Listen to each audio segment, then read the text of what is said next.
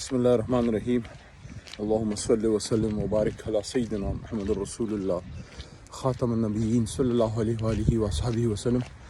سب سے پہلے تو آپ سب کو بہت بہت صبح بخیر۔ ماشاءاللہ آج بہت خوبصورت موسم ہے۔ بڑی ایک اہم چیز جس سے حقیقتاً بڑا دکھ ہوا مجھے کہ ایک ملک جو ہے وہ انصاف پہ ہی چل سکتا ہے۔ دنیا کا نظام بھی انصاف پہ ہی چلتا ہے۔ اگر آپ اپنے گرد و نواح کو دیکھیں تو there is a natural justice system, a balance among all the natural habitat۔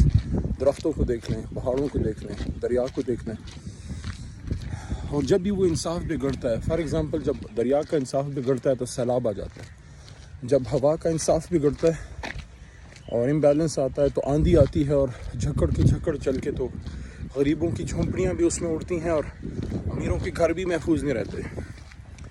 جب سورج کا انصاف بگڑتا ہے تو ایسی گرمی پڑتی ہے کہ اس کے سامنے گلیشیئرز بھی جو ہے وہ ٹک نہیں پاتے۔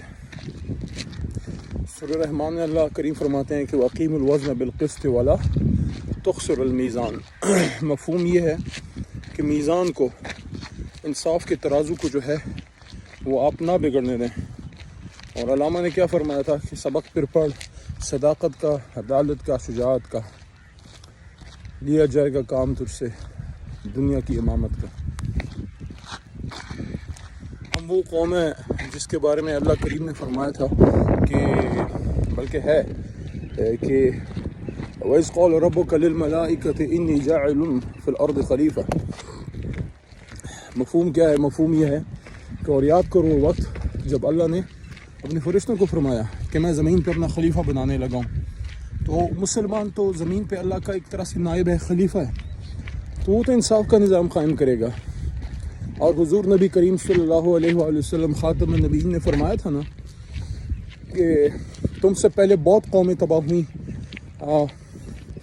اس وجہ سے کہ ان کے طاقتور لوگ جب جرم کرتے تھے تو ان کو چھوڑ دیا جاتا تھا، اور کمزور و غریب جب جرم کرتے تھے تو ان کو پکڑ لیا جاتا تھا۔ اور حضرت علی رضی اللہ تعالیٰ عنہ شیر خدا نے فرمایا کہ ظلم کا نظام نہیں چلتا، کفر کا چل جاتا ہے۔ Now what is happening in Pakistan? میں نے یہ تمہید کیوں باندھی ہے؟ میں خود ایک وکیل ہوں، I am a lawyer، اور میں بائی کنوکشن لائر بنا ہوں۔ ایسا نہیں تھا کہ مجھے کہیں اور داخلہ نہیں مل رہا تھا تو میں نے لا کر لیا۔ میرا بیک گراؤنڈ ہے basically science student, I am a BSc with computers major میرا سبجیکٹ رہا، BSc کیا اس میں۔ اس کے بعد سول انجینئرنگ کی جاب بھی کی کچھ عرصہ۔ انجینئرنگ کی فیلڈ کیوں چھوڑی؟ لوگ اکثر پوچھتے ہیں۔ ینگ مائنڈ تھا، 27-28 سال کا شاید اس وقت ہوں گا میں، یا 29 کا ہوں گا، لیکن 30 کا نہیں تھا ابھی۔ ذہن میں یہ خیال آیا کہ جس طرح بھی یہ روڈ آپ دیکھ رہے ہیں نا، یہ جو روڈ ہے، تو اسی طرح کے روڈے موڈے میں بھی بنا۔ تو ایز اے سول انجینئر میں نے سوچا، بلکہ میں نے کیا سوچا، اس رب نے میرے ذہن میں یہ خیال ڈالا کہ روڈز وغیرہ سے، برجز سے ملک بہتر تو ہو سکتا ہے لیکن نظام ٹھیک نہیں ہوگا۔ نظام کی درستگی کے لیے آپ کو ملک میں انصاف لانا ہوگا۔ پتہ نہیں کہاں سے میرے دل میں یہ خیال اللہ نے ڈالا کہ دو طریقے ہیں، یا تو بندوق اٹھا کے لڑنا شروع کر دو، یا پھر آپ قلم اٹھاؤ۔ تو اس کے لیے میرے پاس آپشن وکالت تھی۔ لوگ بڑا مذاق اڑایا کہ آپ انجینئرنگ کر کے اور پتہ نہیں اب 30 سال کی عمر میں وکالت کے لیے بیٹھو گے، اپنے سے 6-7 سال 8 سال کم عمر کے اسٹوڈنٹس کے ساتھ بیٹھ کے جو ہے تو وکالت پڑھی۔ لوگوں کا ہنسی مذاق بھی سنا، لیکن بہر اللہ نے کرم کیا اور اللہ کے کرم سے اپنی یونیورسٹی ٹاپ کرائی۔ تو وکالت کرنے کا مقصد یہ تھا کہ اس ملک میں انصاف کے ذریعے ہی جو ہے یہ ملک ٹھیک ہو سکتا ہے۔ دل میں یہ تھا کہ جو قلم ہے اس کی تلوار سے عدالت میں کھڑے ہو کے مظلوم کا ساتھ دیں گے۔ جب وکالت میں رہا، یہ کیا۔ اب دکھ مجھے اس چیز کا ہے کہ یہ جو نائب لاس کے ریفارم کے نام پہ جو ڈاکہ پڑا ہے پاکستان کے انصاف کے نظام پہ، آپ مجھے بتائیں کوئی ملک اکاؤنٹیبلٹی کے بغیر چل سکتا ہے؟ یعنی کہ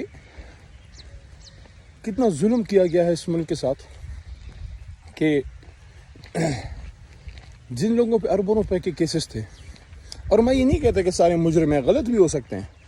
I mean the cases which were of corruption, money laundering, which were registered and are registered against the present regime, the leaders of the present regime, چاہے اس میں شہباز صاحب ہوں یا اس میں زرداری صاحب ہوں یا ان کے اور لیڈرشپ کو جتنے بھی ہیں، تو وہ لوگوں کو بٹھا کے ان کو اختیار دیا گیا کہ آپ اپنے اس قانون میں اس طرح کی آپ چینجز کریں جو آپ کی مرضی ہے. تو with one stroke of pen. Subscribe کریں اور بیل دبائیں تاکہ کوئی خبر رہ نہ جائے.